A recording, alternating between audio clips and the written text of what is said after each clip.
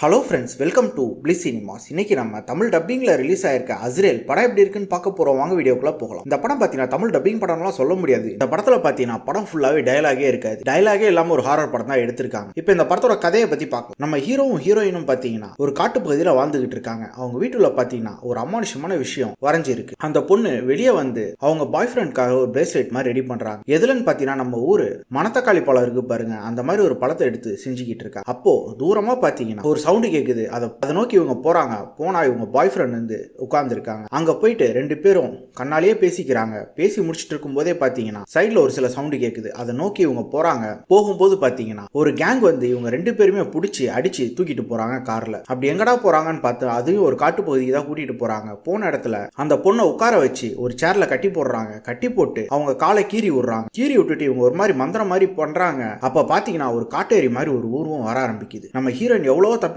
Try பண்றாங்க. ஆனா ஒரு கட்டத்துல பாத்தீங்கன்னா தப்பிக்கவும் செய்யறாங்க. அப்ப அந்த கேங்ல இருக்க ஒருத்தன் பாத்துறான். அவன் வந்து நம்ம ஹீரோயினை தடுக்கும் போது பாத்தீங்கன்னா தெரியாதனமா அந்த ஆள் மேல கட்ட சுருவி இறந்து போயிடுறான். அந்த ரத்தத்தை பார்த்து அந்த காட்டேரி பாத்தீங்கன்னா அப்படியே வந்து அந்த ரத்தத்தை குடிக்குது. அதுல இருந்து நம்ம ஹீரோயின் தப்பிச்சு ஓடுறாங்க. அதுக்கப்புறம் இந்த படத்துல என்னென்ன சுவாரஸ்யமான சம்பவம் நடந்தது, உங்களை கடத்திட்டு வந்தவங்க யாரு, ரத்தத்தை பார்த்தாலே குடிக்கிற அந்த காட்டேரி என்னது, நம்ம ஹீரோ என்ன ஆனாரு, கடைசியில என்னதான் ஆச்சு அப்படின்றது தான் இந்த படத்தோட மொத்த கதையே. இப்ப இந்த படத்தோட பாசிட்டிவ் நைட் பத்தி பார்க்கலாம். பாசிட்டிவ் கண்டிப்பா படத்துல வர அந்த காட்டேரி வர போர்ஷன்ஸ் சொல்லலாம். ரத்தம் வலிஞ்சாலே அந்த இடத்துல காட்டேரி வந்து நிக்குது. அதை பார்க்கும்போது நமக்கு ஒரு பதப்பதைப்பு வரதா செய்யுது. அந்த போர்ஷன்லாம் ரொம்ப நீட்டாவே எடுத்திருந்தாங்க. அதே மாதிரி நம்ம ஹீரோயினோட போர்ஷனும் நல்லாவே இருந்தது. அவங்கள ஃபாலோ பண்ணாலே இந்த படத்தை பார்த்து முடிச்சு. படத்துல டைலாக்ஸே இல்லைனாலும் ஓரளவு படத்தை எங்கேஜிங்காக தான் கொடுத்துருக்காங்க. டெக்னிக்கல் ஆஸ்பெக்ட்ல படம் நல்லா இருக்கு. சினிமோட்டோகிராஃபில சூப்பரா பண்ணி கொடுத்துருக்காங்க. அந்த காட்டு பகுதியை ரொம்ப அழகாவே காமிச்சிருக்காங்கன்னு சொல்லலாம். அதே மாதிரி சவுண்ட் எஃபெக்ட்ஸ்ல அல்டிமேட்னு சொல்லலாம். படத்துல இவங்க காமிச்சிருக்க ஹீரோ ஹீரோயினுக்கான குட்டி பாண்டிங்கா இருக்கட்டும் எல்லாமே நல்லாவே இருந்தது. ஸ்கிரீன் பிளேஸ் பார்க்கும்போது ஓரளவு இன்ட்ரெஸ்டிங்கா தான் எழுதி எடுத்திருக்காங்க. படத்தை ஆரம்பத்துல எந்த வரைக்குமே பெருசா நம்ம லேக் இல்லாம உட்காந்து பார்க்க முடியும். இந்த படமே பார்த்தீங்கன்னா 1.5 மணி நேரத்துக்குள்ளதான் ஓடுது. கண்டிப்பா ஒன்ஸ் உட்காந்து பார்க்கலாம். யாருக்கெல்லாம் ஒரு